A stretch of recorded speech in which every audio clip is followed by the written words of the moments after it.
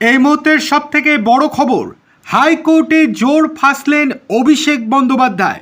বলতে গেলে নিজের জালে নিজেই জড়িয়ে গেলেন তিনি। কি হয়েছে চলুন বিস্তারিত দেখে নেওয়া যাক।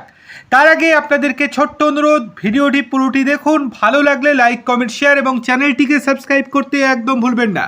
তাহলে বিস্তারিত খবরে চলে আসা যাক।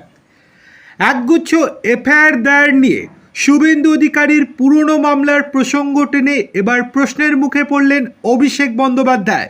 প্রশ্ন উঠল, ডায়মন্ড হারবারের সাংসদ কি নিজের বিরুদ্ধে মামলাগুলির তদন্ত সিবিআইকে দিয়ে করাতে চান?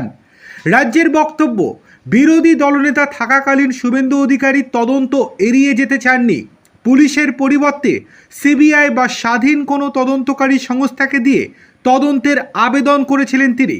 কিন্তু অভিষেকের আবেদনে তেমন কিছু নেই বলে কলকাতা হাইকোর্টে আজকে জানালেন অতিরিক্ত অ্যাডভোকেট জেনারেল বিল্লোদ্দল ভট্টাচার্য।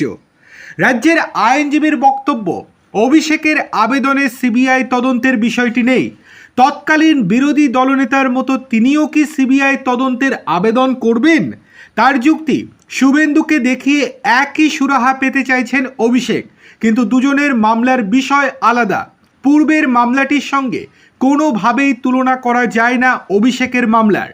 রাজ্যে পালা বদলের পর অভিষেকের বিরুদ্ধে একের পর এক এফআইআর রুজু হয়েছে বিভিন্ন থানায়। তার বিরুদ্ধে হাইকোর্টের দ্বারস্থ হন অভিষেক বন্দ্যোপাধ্যায়।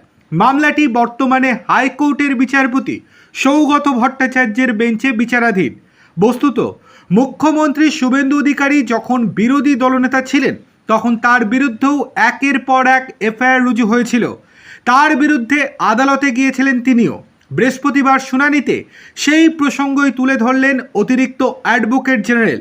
তিনি জানান, সেই সময় শুভেন্দুর বক্তব্য ছিল রাজনৈতিক উদ্দেশ্য প্রণোদিতভাবে করা হয়েছে, তাই এফআইআরগুলি খারিজ করা হোক অথবা সিবিআই বা অন্য কোনো স্বাধীন তদন্তকারী সংস্থাকে দিয়ে সেগুলির তদন্ত করানো হোক। রাজ্যের আইনজীবী আরও জানান, শুভেন্দু সেই সময় সিবিআইকে দিয়ে তদন্ত করাতে চেয়েছিলেন। অভিষেকও কি তেমনটাই কিছু চাইছেন? প্রশ্ন করেন বিল্লোদ্দল। এজলাসে তিনি জানান, শুভেন্দু যেমন তদন্তভার পুলিশের হাত থেকে নিয়ে সিবিআইয়ের হাতে দেওয়ার আবেদন জানিয়েছিলেন, অভিষেকের আবেদনে তেমন কিন্তু কিছু উল্লেখ নেই। বস্তুত গত শুনানিতে অভিষেকের আইনজীবী সওয়াল করেছিলেন, শুভেন্দু বিরোধী দলনেতা থাকাকালীন সেই সময় তার আবেদনের পরিপ্রেক্ষিতে একাধিক মামলায় রক্ষা কবচ দিয়েছিল হাইকোর্ট। ভবিষ্যতে আদালতকে না জানিয়ে যাতে কোনো এফআইআর দায়ের না করা হয় তার নির্দেশও দেওয়া হয়েছিল। এবার অভিষেকের ক্ষেত্রেও তেমন নির্দেশ দেয়া হোক বলে আবেদন জানিয়েছিলেন ডায়মন্ড হারবারের সাংসদের আইনজীবী।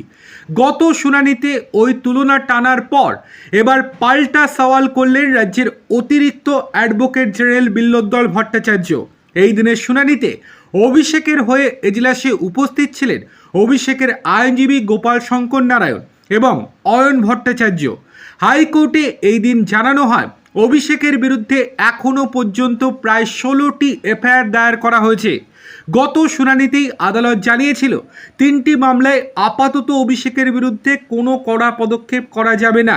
এই দিনও আদালত জানিয়ে দিল ওই রক্ষা কবচ আপাতত বহাল থাকবে, কিন্তু সম্পূর্ণ সমস্ত মামলা বা সমস্ত এফআইআরের ক্ষেত্রে রক্ষা কবচ দেওয়া এখন সম্ভব নয়। 11ই আগস্ট ফের এই মামলার শুনানির জন্য উঠবে হাইকোর্টে।